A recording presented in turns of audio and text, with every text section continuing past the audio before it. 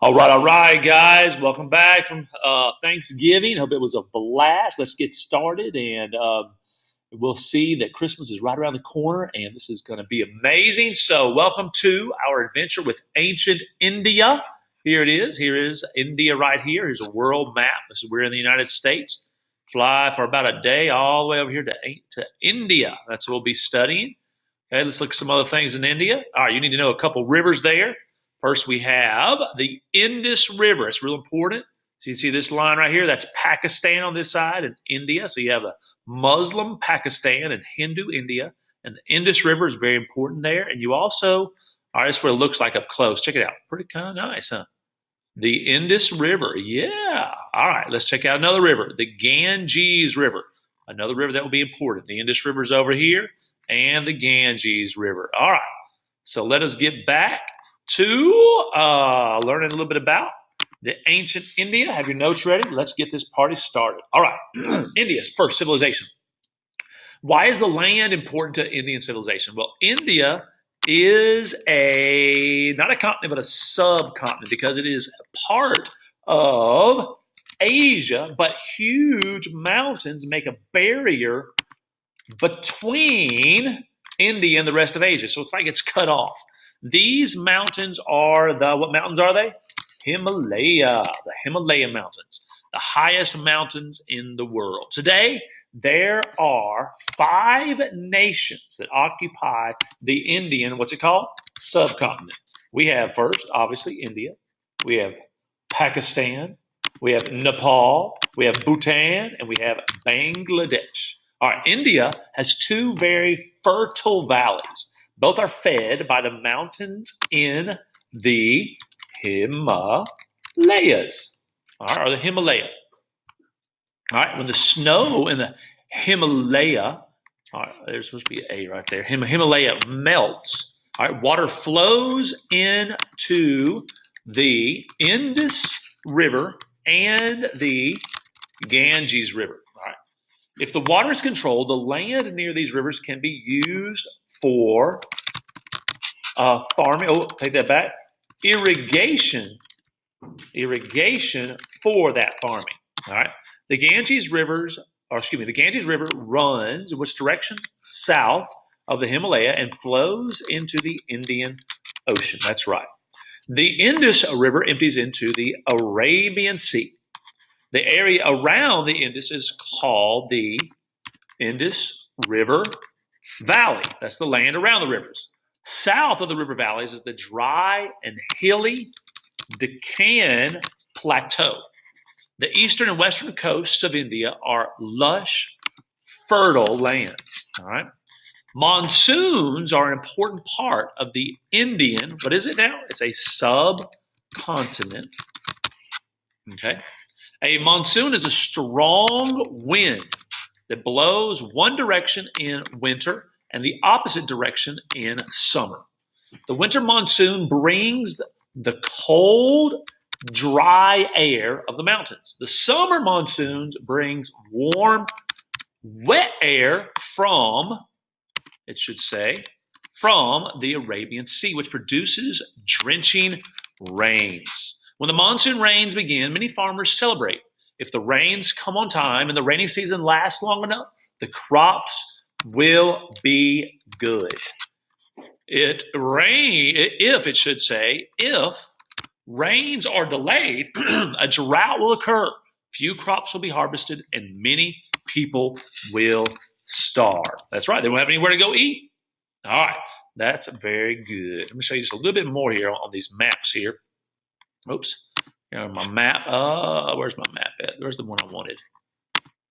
Yes, here it is. So here's India again. Indus River's up here running through Pakistan today. The Ganges River. Here's the eastern coast and the western coast. Here's the Deccan Plateau. Big plateau. Really high cliffs right here. Sri Lanka's on the bottom. Okay. Himalaya mountains are way up here. They're huge. They're hard to cross. Very good. All right, let's keep going. All right, why is India's river valley important? All right, well, India's first civilization grew up near what's the river we're going to talk about first, you think? The Indus River. When the summer monsoons began, The river, what do these rivers do? They rose. When the river flooded nearby land, it left behind rich, fertile soil. All right, farmers used the rich soil to grow crops to feed their families. Y'all know this stuff. It's easy. Because people had a plentiful food supply, they could spend time doing other things such as making, what could they make? Things like tools or building houses. As people began to trade their extra food and goods with other people, their civilization grew. This allowed them to build larger cities. India's first civilization in the Indus River Valley began about 1500 BCE and lasted until about 1000 BC, so only about 500 years. More than 1,000 villagers and towns were a part of this civilization, which stretched from the Himalaya to the Arabian Sea. We know something about the way people live from studying all right, it's going to be two different civilizations. First is called Harappa, all right, or the Harappans hold on, I got that all backed up. Studying the ruins of two major cities. The first city is called Harappa, and then the second one is called, you'll like this name, Mohenjo-Daro. So we're going to look at Mohenjo-Daro and Harappa. All right, what were Harappa and Mohenjo-Daro like? The well-planned cities had as many as 35,000 people. There were wide what? Main streets and smaller side streets. All right, a wall surrounded each neighborhood, and narrow lanes separated the houses. All right, and then most houses had flat roofs and were built with mud bricks in ovens. There was what is a courtyard in the middle and smaller rooms around it. These ancient cities dwellers had some surprising conveniences. All right, what did it have? It had wells, supplied water, and residents even had indoor bathrooms. Wastewater flowed to drains under the streets, running through pipes to pits outside the city walls. Houses also had garbage, chutes connected to a bin in the streets. It was likely the city government was well organized, to be able to provide so many services. So what was Harappan society like? Because the Harappans left no written records, we do not know much about their society or their government. All right.